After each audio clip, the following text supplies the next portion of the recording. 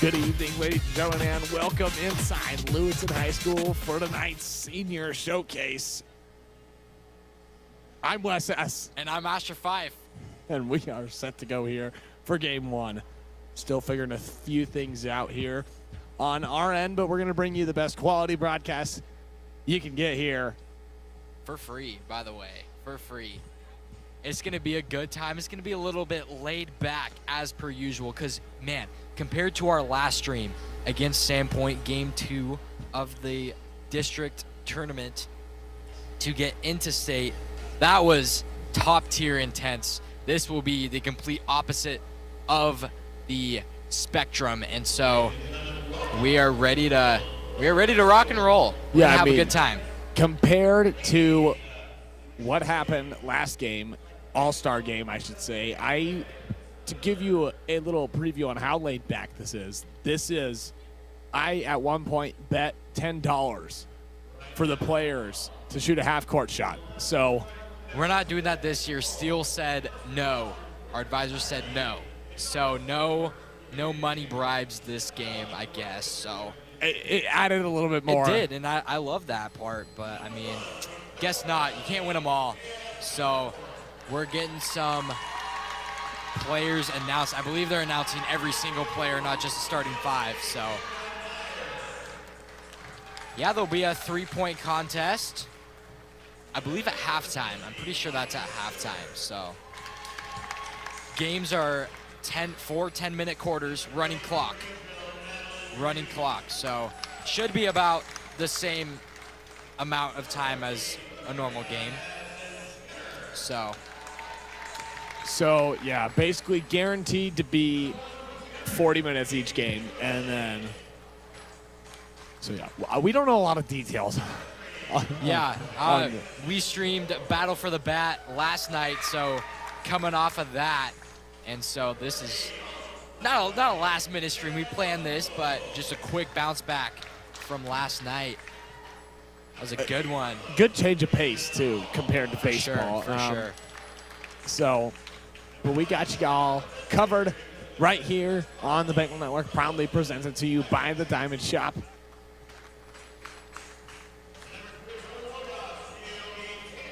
So, yes, some lineups being announced for both home and away. We can't say a team. So this is kind of a fun day for us, laid back.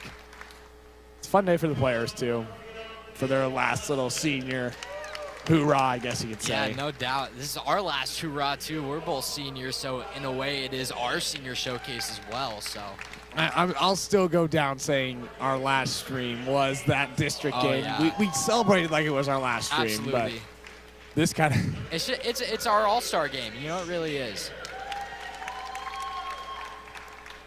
So every single player after one more is announced.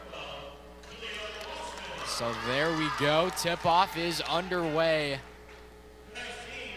The only Bengal here is Brianna Albright, number 3 on the away team. Sky Van Treese and Addie McArcher unable to make it. Not really sure why Addie McArcher wasn't able to, but Sky is part of the tennis team. So that is where she is at right now and playing in a match. And we have our old AD, Corey Williams, doing the PA. Love to see that. I'm not sure. Last year we had music. And I love that. I it think really added to it. Maybe they will at the later quarters, but we'll see here. So starting off, it's on the home side. That's all I can say. And good driving there up in, no good for the 2. Offensive rebound. Now she'll look. Shot for 3 is no good on that one. As there's maybe another offensive rebound. Now battle starts, another offensive rebound up and good for the 2 right there is number 32.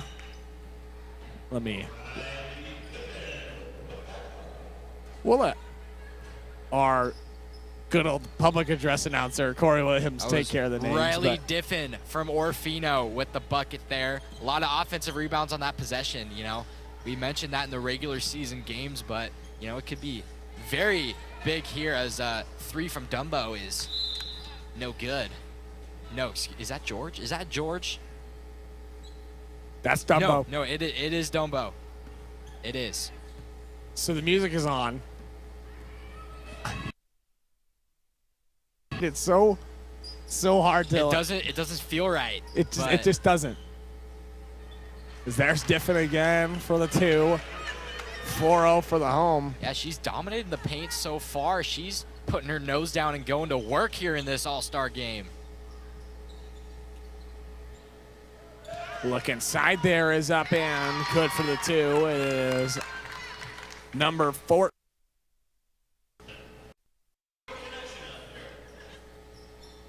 I might have been wrong there.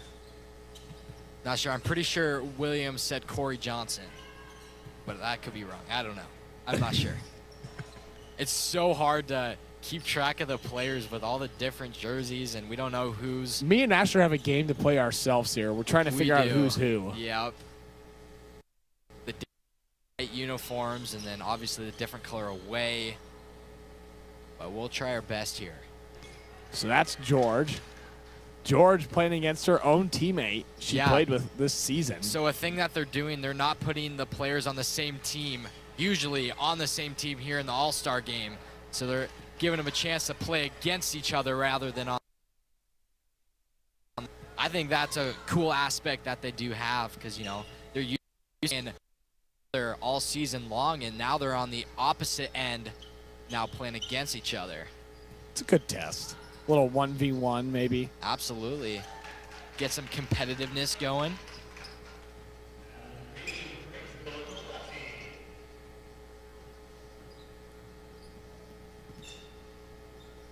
Good little kick out there. Now stops the free throw. Now looks inside up and no good for the 2. She'll get her own rebound now. And now will foul be called. So the first foul of the All-Star game.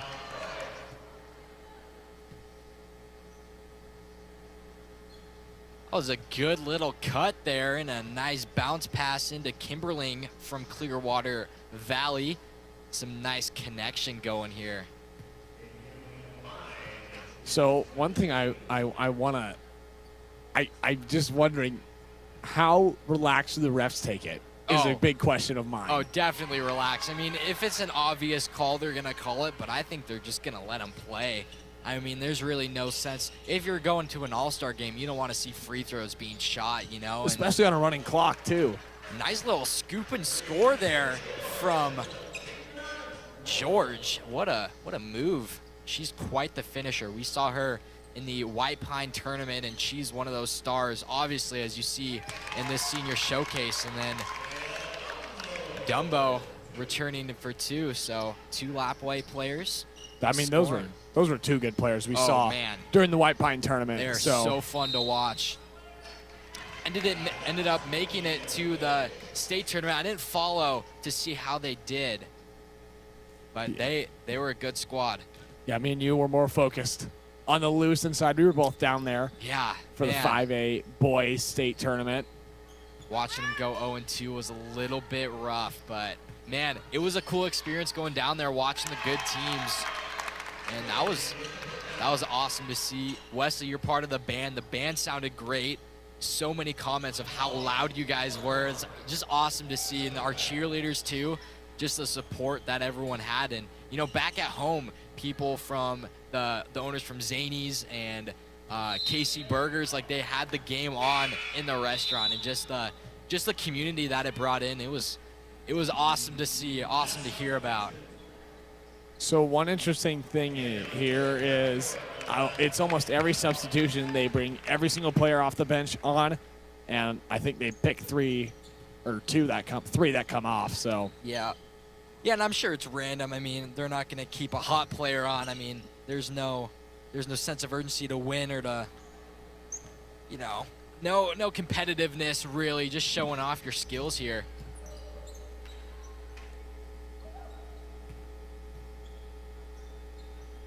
So now the home team with it. That's now a kick out. Boy, it got quiet. Yeah, it is. And there's another foul called.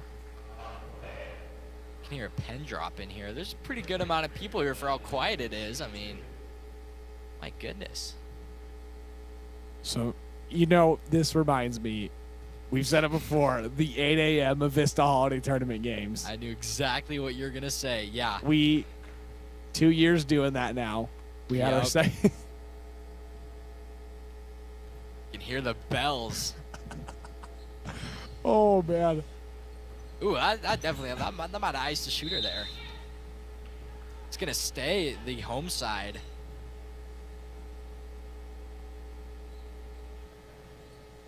Just about 3:30 to go here in the first. Pretty even scoring game here, 9-7. Now, if we throw it back to last year, the boys' game, I think it was like 60-60 with like 1 second left, and I just remember Case Wynot.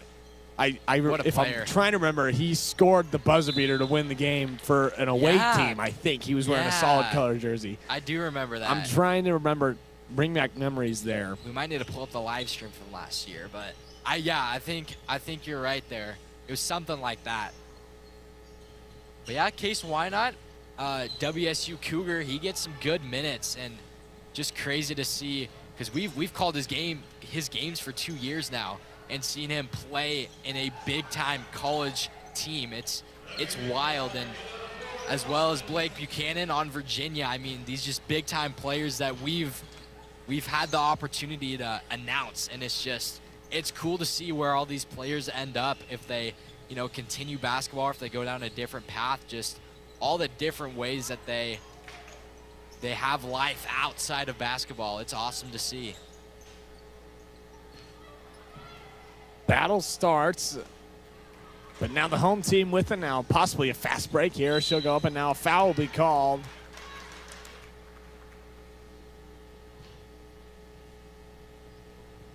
One thing I want to point out, the coaches on each side, we have seen ref basketball games.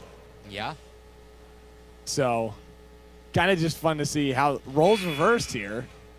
And we have a Lewiston alumni, Alec Eckert, sitting down there. He's playing for Montana for football. He's also a big-time athlete. He's jacked. He's strong. He's a strong man.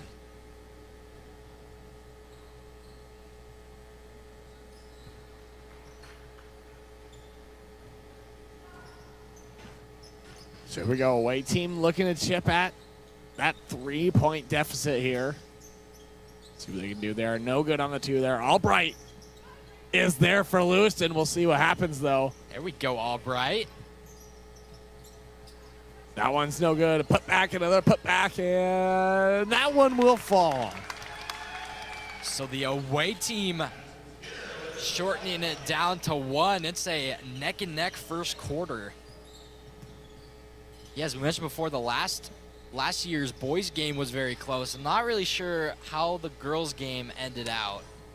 All I remember is my half courts affected it. The half court shots.